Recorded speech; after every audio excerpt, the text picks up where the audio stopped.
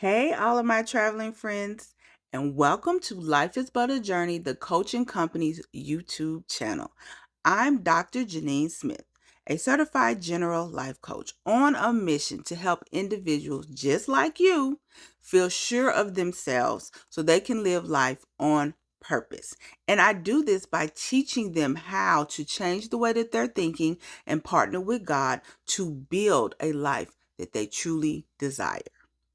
Now, today's video was life changing for me. Okay. I'm talking about something that was life changing, and that is learning how to appreciate and use the gifts that God has given you. Right. When I learned that and I embraced that, my life changed for the better. Okay. And the reason I want to talk about this today is because my son actually watched the story of David and Goliath on Superbook, and me and him had a little discussion about it. And I asked him, what did he learn from watching the story? And he was like, well, Mom, I learned that I really just need to be myself. And that just hit home, right? That just knocked me in the chest. Because for many years, I remember when I was just trying to fake it till I make it. I was trying to be somebody else because I thought that's what I had to do to be successful, right? And it wasn't really until I began to accept, appreciate, and use the gifts that God had already given me that opportunities start coming and blessings start coming and increase start coming.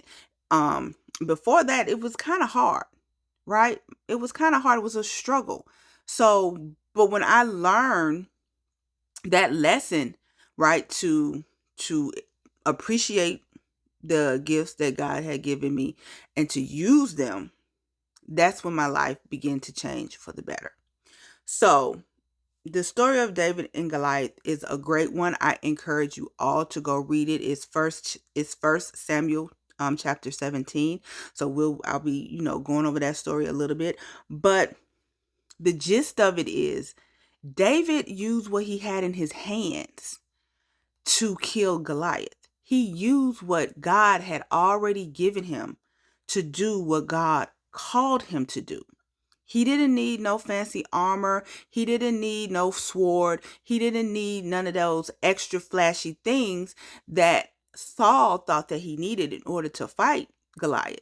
He only needed what God had already given him, the gifts and the talents that God had already given him. And so he used that. That was enough. That was enough to get the job done. So, guys, if you don't take anything else away from this video, right?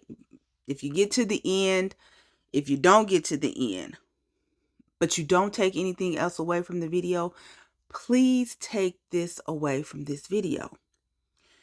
It's that you don't need all the things that the world says that you need in order to be successful, because God has already given you every single thing that you need to do what He's called you to do. You just need to appreciate them and use them. Okay, use it. So, on today's video, I'm also going to give you one tip on how you can actually start doing that. Okay, so you should. I'm asking you, I'm encouraging you to stay to the end. Okay, because I shared the tip at the end, so stay to the end. But let's get into it, right? Let's get into it. Let's talk about how you can do the same thing that I did. Now, just a quick recap, just in case you don't want to go read First Samuel 17. I'm encouraging you to do it, but I'm going to try to give you a real quick recap.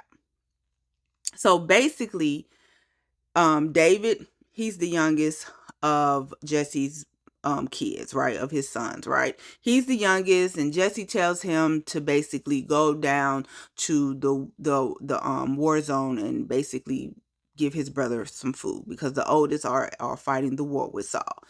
So David, he obeys his father. He goes, he does what he asks, and he's taking food to his brothers that are fighting the war.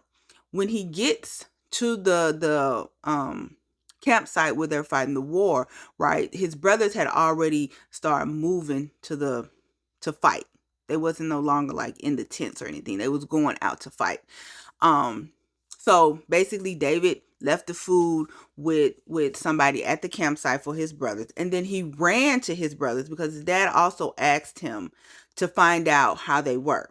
So he ran to his brothers to basically find out how were they doing, how was the war, so he could go back and tell his dad, right?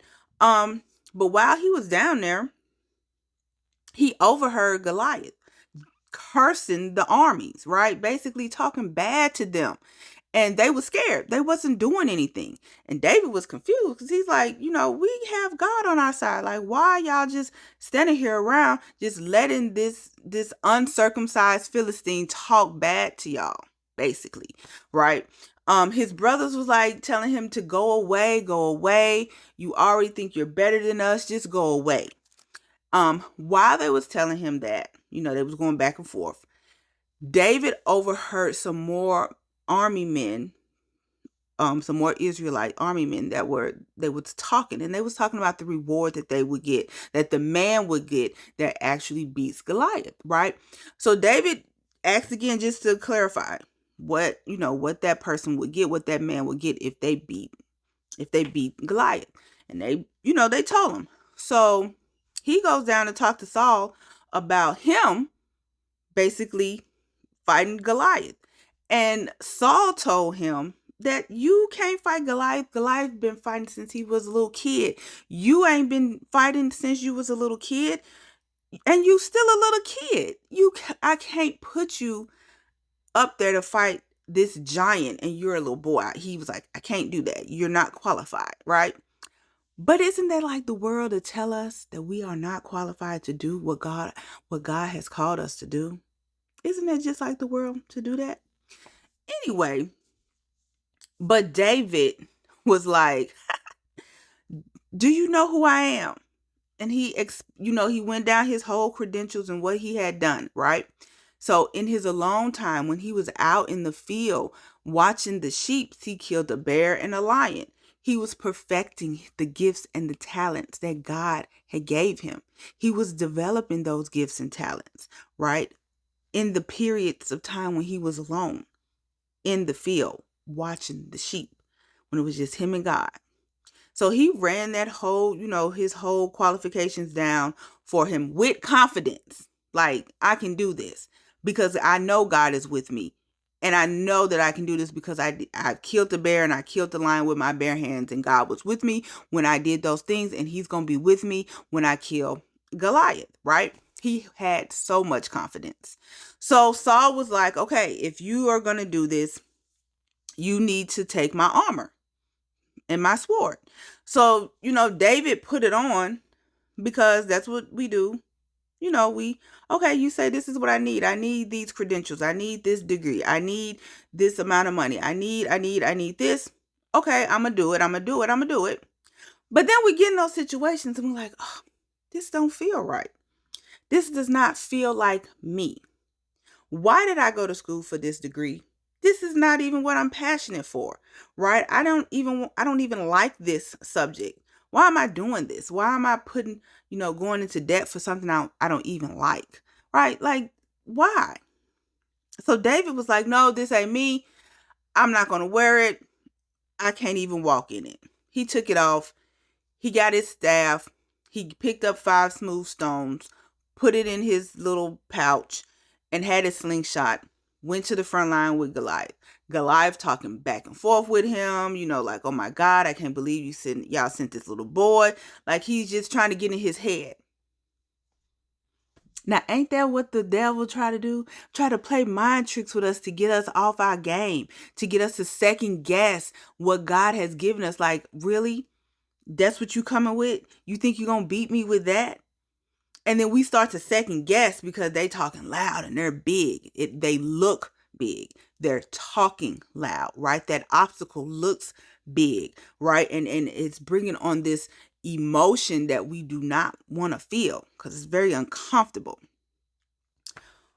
But David talked back. So we got to learn to talk back. You got to talk back to that obstacle. You got to say something back. You can't just sit there and let it talk to you. You got to say something back to it. So David was talking back and telling him, yeah, he told him what God was going to do, and he told him what he was going to do. Hear me when I say this.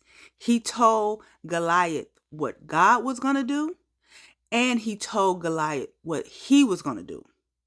They was a partner in this. David knew he wasn't going to be able to do this without God, but he had to do his part, and he used what God gave him to use in order to do it, right? So he told him, and guess what? He did exactly what he said he was going to do. God delivered Goliath to him using the tools, the gifts, and the talents that he gave David to use. So David didn't need no fancy sword. He didn't need no armor. He didn't need any of that. He only needed God, and he only needed the gifts and talents that God gave him. That's it. Okay? So David didn't wear Saul's armor. He used what God gave him. That's it. He partnered with God and used what God gave him to do what God called him to do. So, your gifts might not look like everybody else's gifts. Your talents might not look like everybody's talents. That's okay. You really need to know that God made you the way he made you for a reason. There's a reason he gave you the gifts and the talents that he gave you. There's a reason he made you the way that he made you. Okay? There's a reason, and you have to embrace that. You have to appreciate that. Right? And you might be thinking, okay, Janine, how do I do that? How do I start to appreciate what God gave me? And that's basically, you need to start developing it. You need to start learning about it. You need to start speaking highly of it, not putting the gifts and the talents that God gave you down, not minimizing it, not playing small, right? Using it, embracing it, liking it, developing it in those times when you are by yourself, right? Right now, I'm going through a season where, I don't have a lot of friends around me. I have friends. I'm not going to say I don't, but I don't have a lot of people around me all the time. I'm dating, but I don't have nobody special that's taking me out every weekend, right? So I'm pretty much, the world would say, alone. I'm single, and they would say, oh, she's single and alone. But this is the time that I am taking to develop and train and learn and grow and love on me and love on God.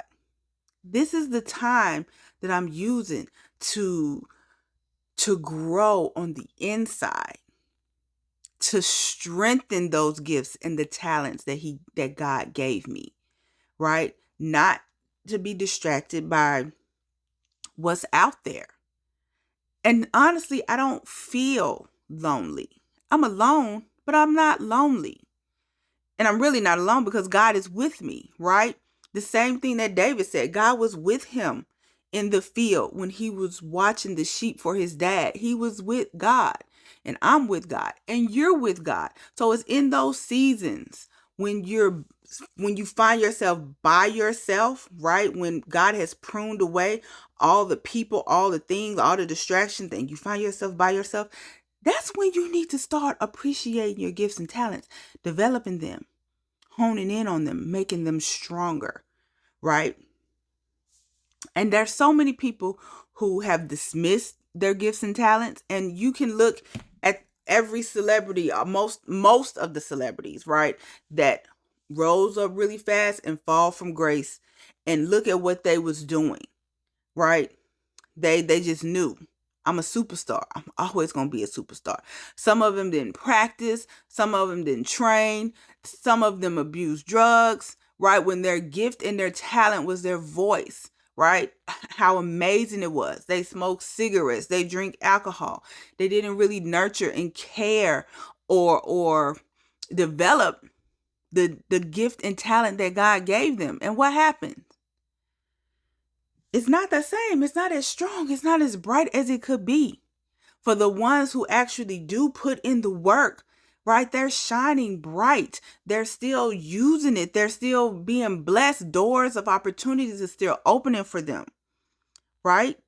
So we have to develop our gifts and talents. That's how you show God that you appreciate what he gave you. You actually develop it, you train it, you make it stronger, and then you use it.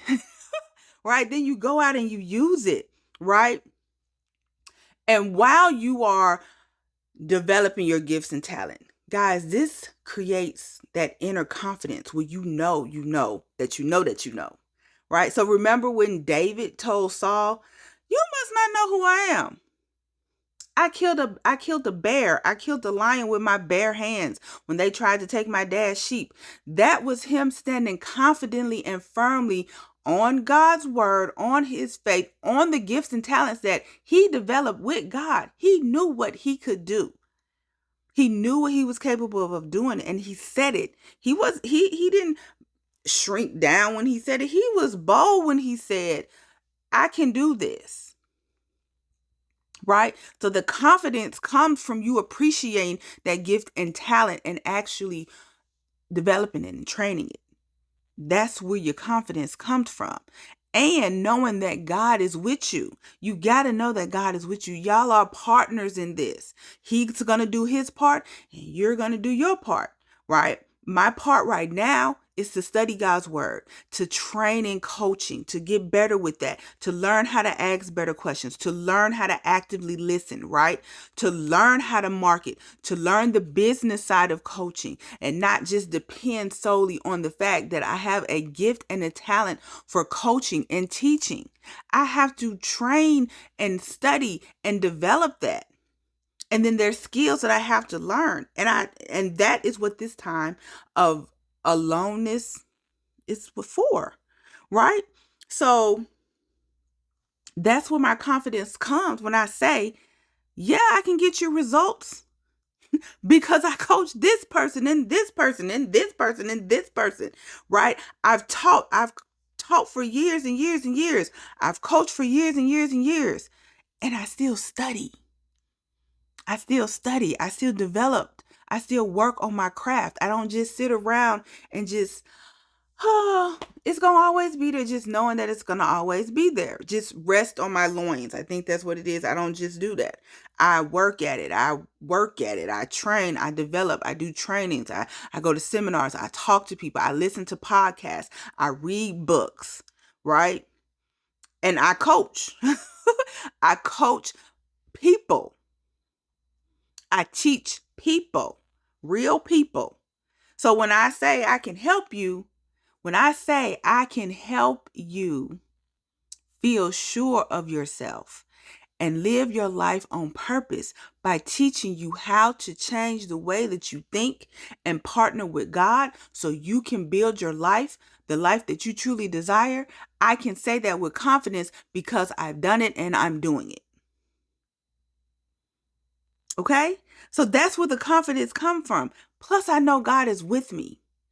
I don't do nothing without first praying about it first and opening up the doorway to let God do what he needs to do so that I can do what I need to do. We are partners in this, and the same goes for you. So I want to really kind of share a personal story of when I was not so confident and I was trying to fake it till you make it, right? And this was when I first really started out teaching. Right. First, I was like a new teacher, and I'm not going to say I was teaching for years and years and years, maybe for a couple of months, right? A couple of months, maybe almost a year I was teaching. But my students, they hated me. They hated the way I taught. They hated the way I taught, right? And they hated it so much, they went to complain to my boss, right? And so, My boss called me in the office, sat me down, and basically told me I had to do better or else I was going to lose my job. Um, and my supervisor was basically saying, "Oh, the students do not like the way you teach, but they like the way this other instructor teaches. So I want you to shadow this other instructor, take notes, and start to teach like that other instructor." Now I sat in that chair like really feeling even more insecure than I already felt, and I felt kind of defeated. Like, what? You want me to teach like somebody else? I'm not that person. How is this possible? Right? And I'm like, this is not possible. I'm not going to be able to do that because I'm not that person. But, my boss was like, you don't have a choice. You got to, or else you're not going to have a job because the students don't like you. Right? So I was like, okay, fine. I shadowed the other instructor, for a couple of classes, right? And I took notes and I let them mentor me. They told me things, they gave me tips and tricks. And then basically, I took it back to my class and attempted to teach like that instructor. How many of y'all know it did not work? It did not. It did not go well. I already was feeling insecure because I knew that the students didn't like me. Then they went to complain. Now I'm trying to teach like somebody else, not even myself. I felt even more insecure, more fearful, second guess myself all the time. It was bad. The class was just getting worse. It wasn't getting better, it was getting worse. And that was because I did not embrace the gifts and the talents that God had already given me. I didn't appreciate the fact that, Janine, you like to read, you like to study, you like to research, you like doing all of that stuff. You like teaching. You want to see them learn. You just got to figure out how to do it. Right? And that's when I had to wake up and say, okay, you just need to be yourself. Lord, I prayed about it. I asked him to help me. But see, at first, I wasn't asking God to help me. Now, I was like, Lord, I need you to help me. I need you to help me teach. I need you to help me be confident in what you gave me, because you gave me this job. You opened the doorway for me to be here. So I need your help. At first, I was trying to do it all on my own, not gonna lie. And that's where the problem lies. We be trying to do everything on our own. We have got to partner with the one who created us, right? Because he plays a big part in us creating our lives on purpose and living it on purpose. So I prayed for his help. Lo and behold, the class started liking me. They started learning. I started getting good reviews, right? I started getting more classes. Increase start happening. Blessings on top of blessings on top of blessings started happening. I became the externship coordinator. I even became the program chair of the program. But it only happened when I learned to appreciate and use the gifts and talents that God gave me and partner with him to do it. Okay? So you can do that too. Matter of fact, I want you to do that. And I'm going to tell you how you can do that. Because you're probably thinking, well, Janine, how am I going to do that? Like, yeah, that's fine and dandy for you. You did it and you got what you wanted. But how am I supposed to do that? Great question. Great question. You start by first recognizing and realizing your gifts and talents. Like, what are the things people say come easy to you? Right? What are those things that they're like, oh my God, you are natural at that? Write it down. Because you could be just dismissing it because it does come easy to you. Right? And you're not thinking that's a gift or a talent. You just like, that's just, I just know how to do it. That's easy. Those are your gifts and talents, right? Being detailed and organized was easy. It's easy for me when it comes to work. Easy. That's a gift and a talent that some people don't have.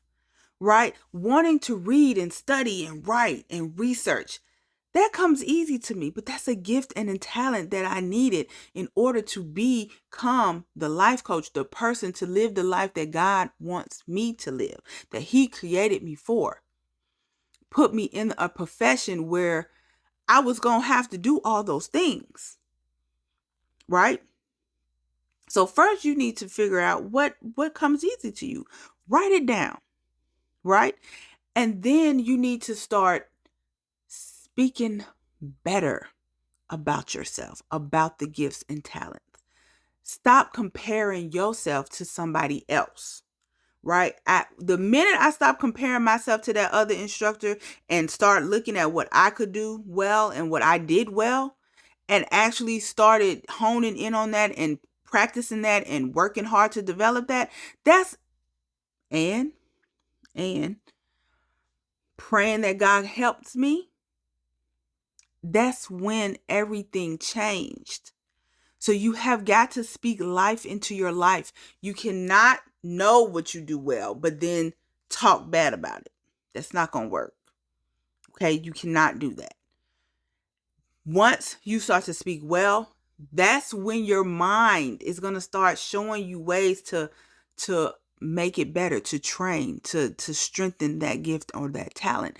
That's when your mind is going to start looking for opportunities to use it. Use it. Then go out and use it. But it starts with you first recognizing what you do well and write it down. And then speaking life into yourself, about the gift and talent. Don't wish you had somebody else's gift and talent. Don't say, oh, I wish I could sing like Beyonce. No, sing like you. You sound amazing. God gave you the voice that He gave you. Use it for what He gave it to you for. Right? And you don't have to have it all figured out.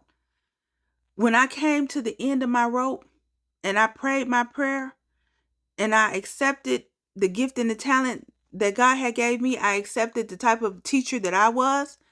I accepted the type of coach that I am. I'm not like every coach out here. I'm me, right?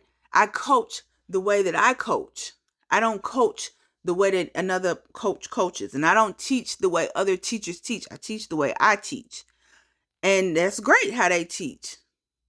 But my teaching was made for me, was given to me, for the people that God has called me to help. Okay? So I didn't have it all figured out. I didn't know how I was going to turn it around. I just knew that I couldn't be that other teacher. I had to be me, and I had to like me. I had to like the way I teach. Right? I have to like the way I coach. Can I make it better? Yes, that's where the training comes in. That's where development comes in. Like, that's where all of that comes in, because there's always room for improvement and to make it stronger. But I like that I'm an empathetic coach and a caring coach, but sometimes I can be a little rough. And when I get real passionate about something, I'm like, it's like, rah, right? I don't know if that makes sense, but when I get real passionate about some, energy comes and I want to move around, and I start talking with my hands, and I might start to talk real fast. But for the clients that I have, that's what they need. Right? So you don't have to have it all figured out. You just got to start.